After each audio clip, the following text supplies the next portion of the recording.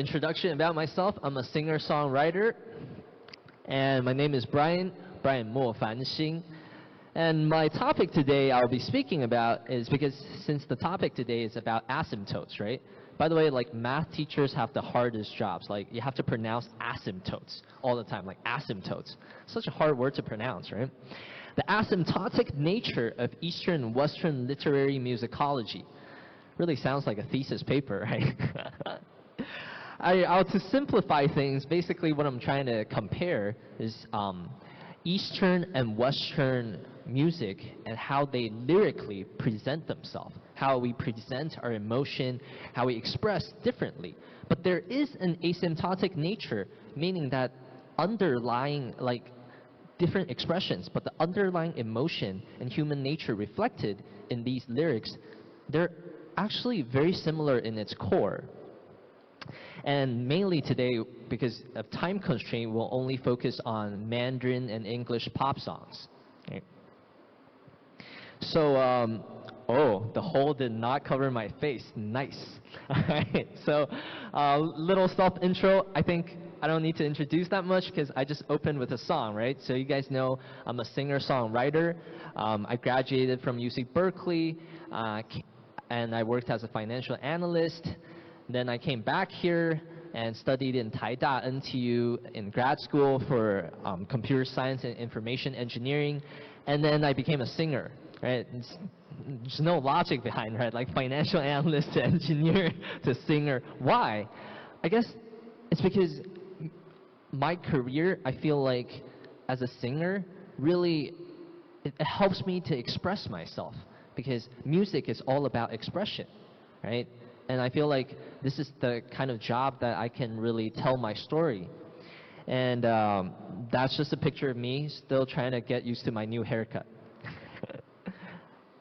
All right. So I have chosen 3 topics that's universal throughout the East and West, so it's easier for us to compare and contrast. The first one is the moon, right? That's what we all see at night. And the second one are tears.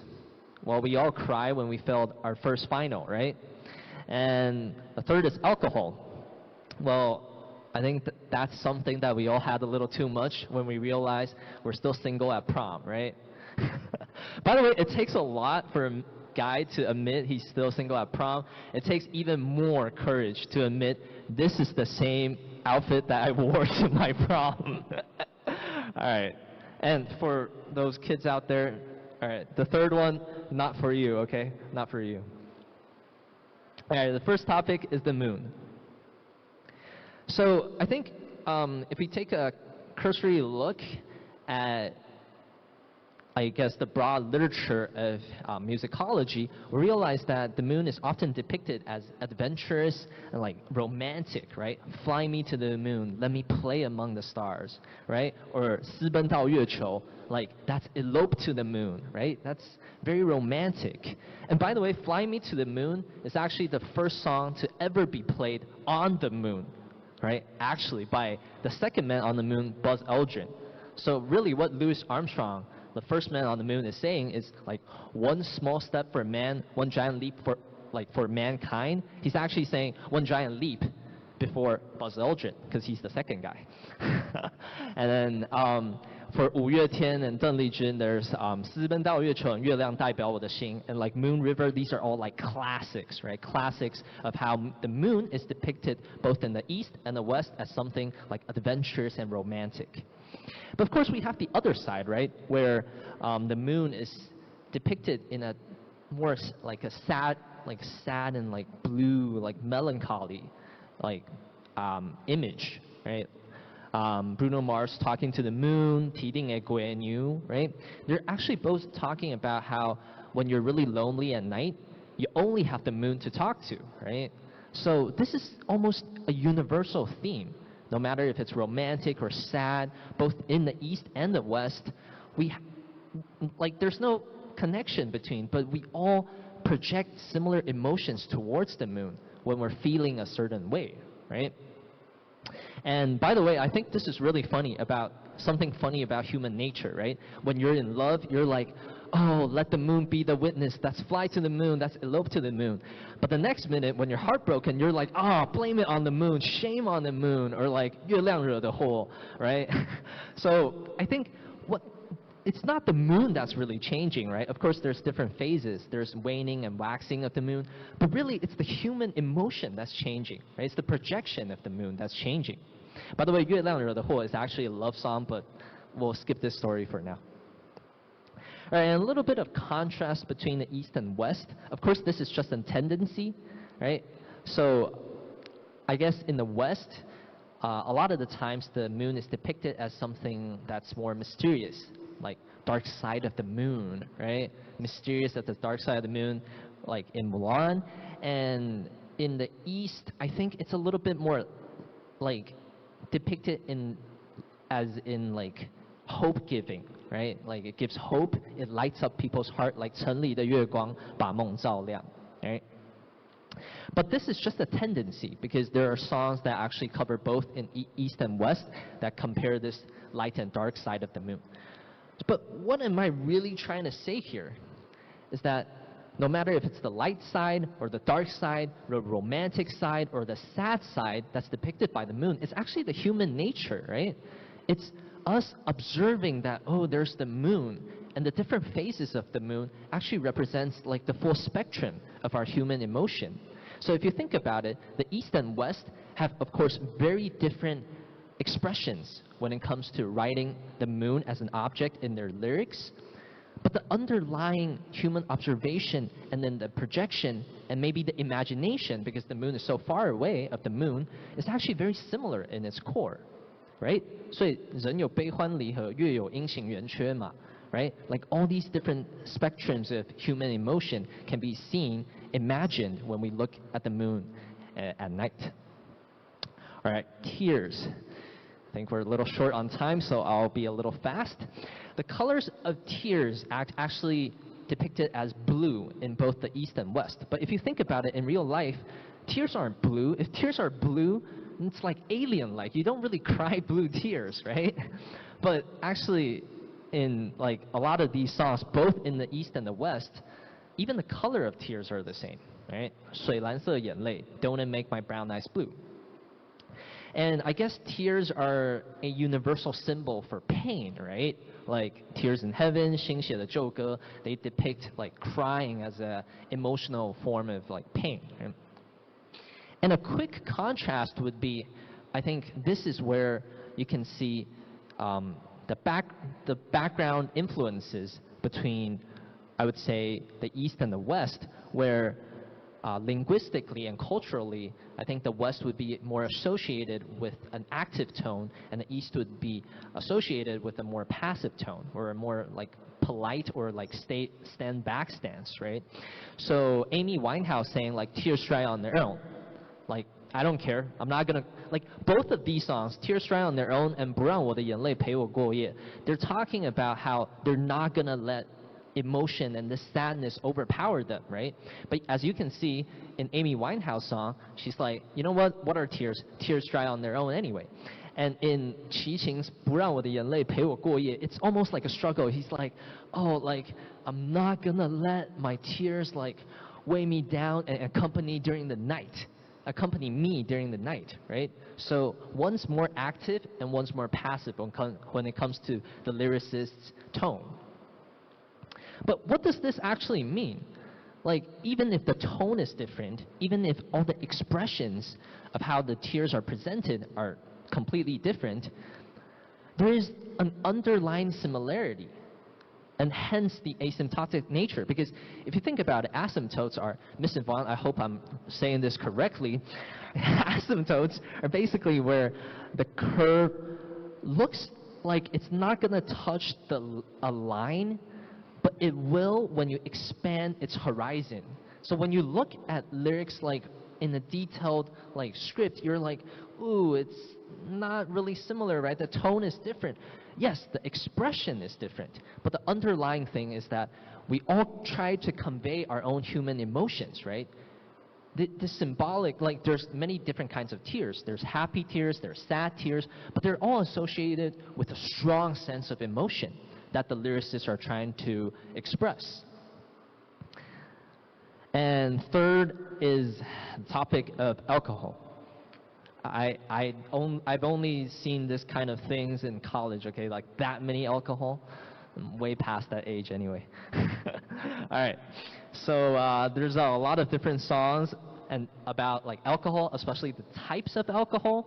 Let me just show you something really funny and quick. All right, I don't know what it is with like country singers and tequila, but they love their tequila. Okay, there's like so many songs about tequila. I couldn't even put it on the same page. All right. All right, and let's do a little quick compare and contrast here. I think in the West, you emphasize on the type of alcohol. For example, on this page, there's like strawberry wine, there's like a bunch of songs about tequila, there's like Tennessee whiskey, there's pina colada, brandy, and all these like different kinds of drinks. But in the East, we usually don't use alcohol as the song name, or the alcohol type as the song name. And I guess this is just my conjecture, is that this has something to do with linguistics, the linguistic angle again, or the cultural angle, where the West would be more prone to showcase the spirit, like, yes, let's have fun, like this Yolo mindset, and they're not afraid to show it, so this is like the more active tone. And in the East, I guess we're not that outspoken with like alcohol, and we're not gonna be so outspoken with like, hey, I want to have a hedonistic lifestyle. Or, so I thought.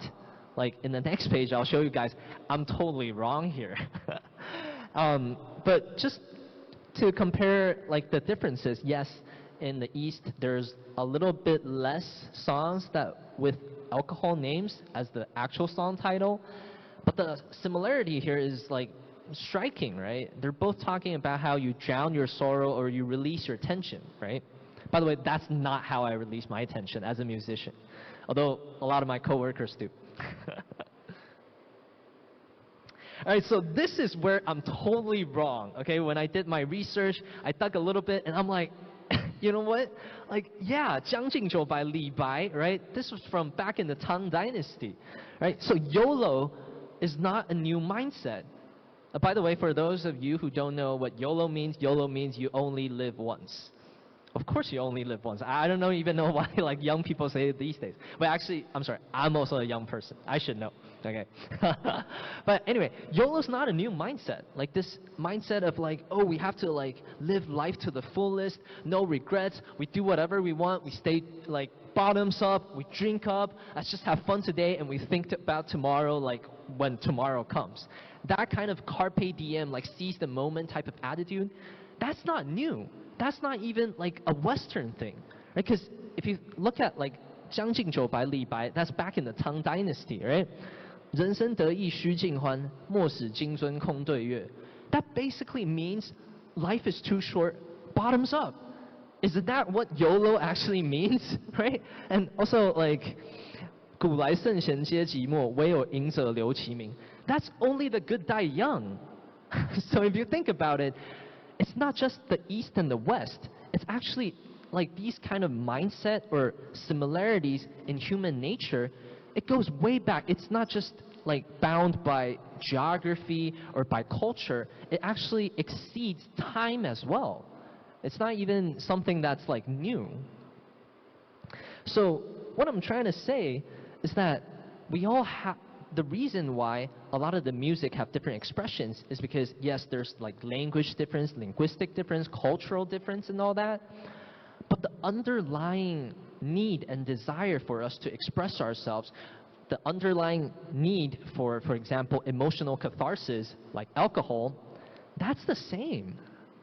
So if we look at like all these topics together, we'll realize something really interesting here. The moon is something that we all observe, right? We all see. You can think of the moon as an object that we all see, or something that we all felt, or an event that happens to us, right?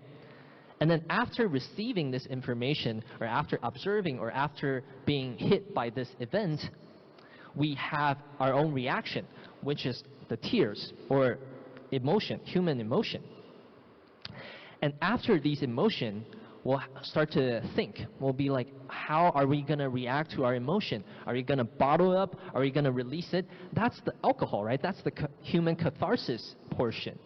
Right? So as a singer-songwriter, I'll quickly demonstrate how all of this is a universal framework when it comes to lyricists writing music. All right, are you guys ready for this?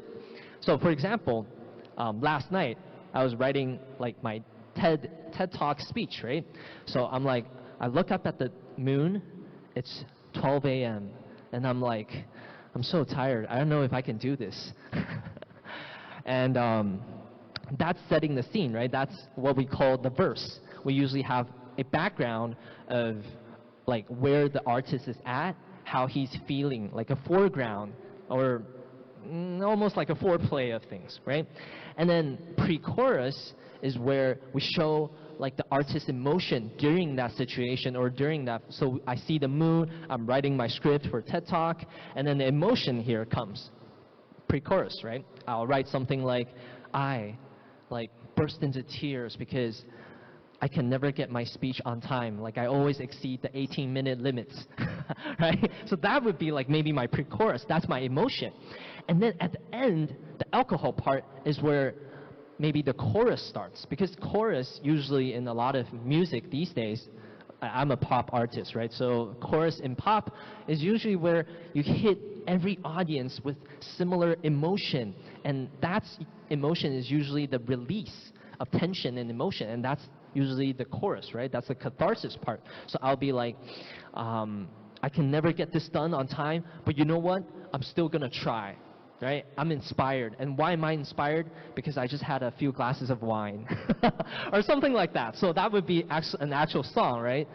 Of course, I wouldn't put that in my album, but it's a framework of how asymptotic nature exists in music in the East and the West. So to conclude, or to, if there's only one thing you could take away from the ideas that I'm sharing today, if there's only one thing, that's music is just different expressions of very similar human emotion and human needs. So I urge all of you today to express yourself through songs, because there is no good music or bad music. There is no like, oh, pop music is the best. No, classical music is the best. No, there is no superiority when it comes to music. They're just all just different expressions of yourself, of human beings. So I urge you, you don't even need, I'm a singer-songwriter, I express myself through songs, but you can express yourself through anything, through diaries, through stories that you tell, through anything. So please, express yourself today. Thank you.